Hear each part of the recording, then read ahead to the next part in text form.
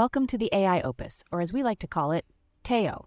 I'm Sarah, your go-to for all things AI, and joining me is my ever-curious co-host, Mike. Hey Sarah, I'm excited to dive into today's AI-filled lineup. There's so much happening right now.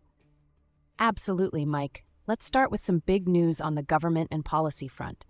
The U.S. has issued new regulations restricting access to advanced AI chips, particularly GPUs, based on their processing power. They're setting limits equivalent to about 50,000 Nvidia H100 GPUs, but there are exemptions for small orders and gaming GPUs, and 18 allied countries face no limits. What do you think about that? Wow, 50,000 GPUs. That sounds like a lot. But why are they doing this, Sarah? Great question, Mike. The idea is to control the spread of powerful AI technologies that might pose national security risks. However, companies can seek exemptions if they're verified as trustworthy end users. It's a move to balance security with innovation. Speaking of innovation, I heard Nvidia's not too thrilled about these new rules. That's right, Mike. Nvidia criticized the regulations, saying they could hinder the U.S.'s AI leadership and global innovation.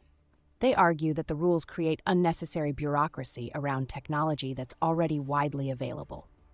Seems like a tricky balance to strike between security and staying ahead in AI innovation. It definitely is. Now, let's hop over the pond to the UK, where Prime Minister Starmer announced a $17 billion private investment plan for AI. It's a massive initiative backed by tech giants like Microsoft, Anthropic, and OpenAI.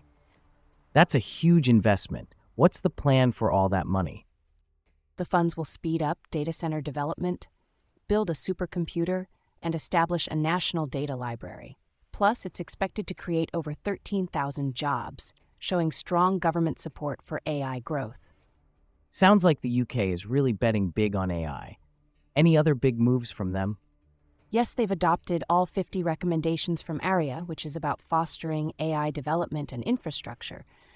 It's a clear signal that the UK wants to be a leader in AI. Fascinating stuff, Sarah. Now, what's happening in the world of AI tech? Well, the iPhone's global market share dropped to 18% last year. This is partly due to mixed responses to the iPhone 16 and delayed AI features, especially in China. Chinese brands like Xiaomi and Vivo are gaining ground with their AI advancements. That's quite a shift. What are these Chinese companies doing differently? They're integrating AI in innovative ways that appeal to local markets, like enhancing camera features and personal assistance. It's a competitive landscape. Speaking of innovation, I heard VLC is up to something interesting with AI.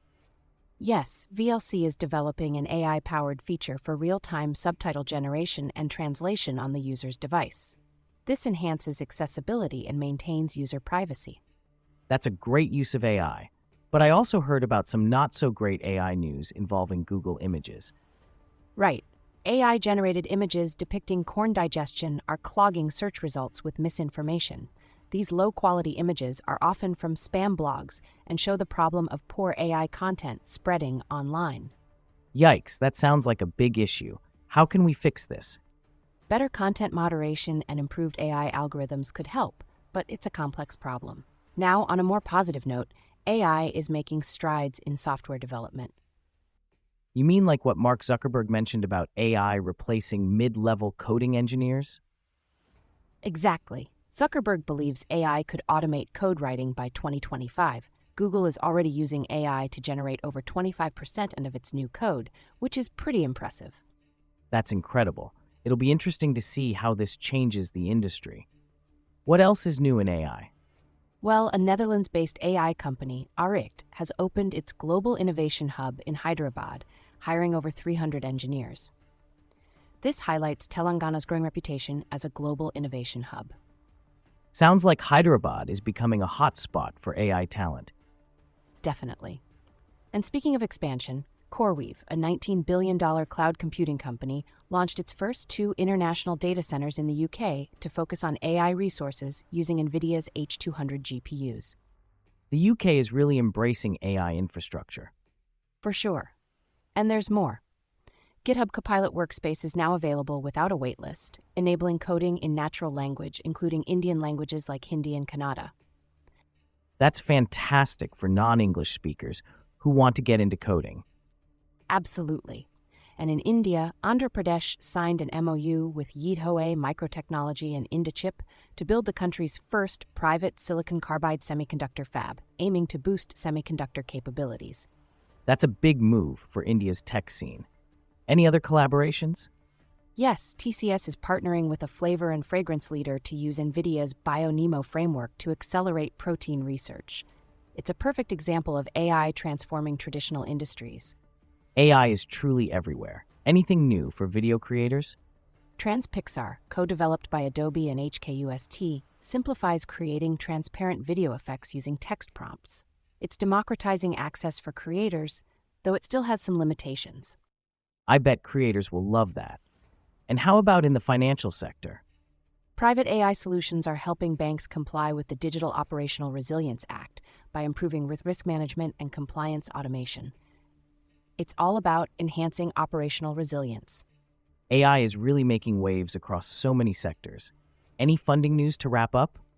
Absolutely. Ventus, an AI healthcare company, secured $105 million in funding, and Fetch.ai launched a $10 million accelerator for AI agent startups. There's a noticeable increase in AI funding. That's a lot of exciting growth. Well, Sarah, it's been another fascinating chat. It sure has, Mike. We've covered a lot today, from government policy shifts to exciting tech innovations. Thanks for tuning in, everyone. Catch you next time on Teo.